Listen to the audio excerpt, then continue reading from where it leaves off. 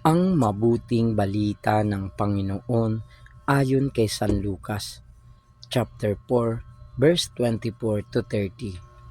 Nang dumating si Jesus sa Nazaret, sinabi niya sa mga nasa sinagoga, "Tandaan ninyo, walang propetang kinikilala sa kanyang sariling bayan.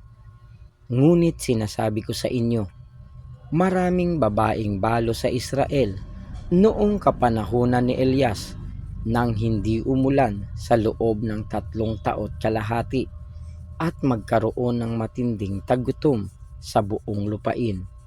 Subalit hindi sa kanino man sa kanila pinapunta si Elias, kundi sa isang babaeng balo sa Sarepta, sa lupain ng Sidon.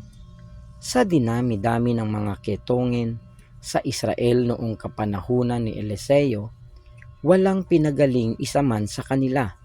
Si Naaman pang taga-Syria ang pinagaling. Galit na galit ang lahat ng nasa sinagoga nang marinig ito.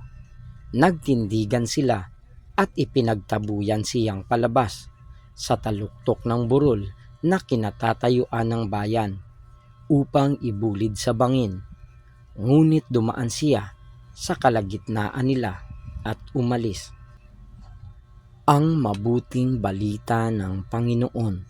Pinupuri ka namin, Panginoong Hesukristo.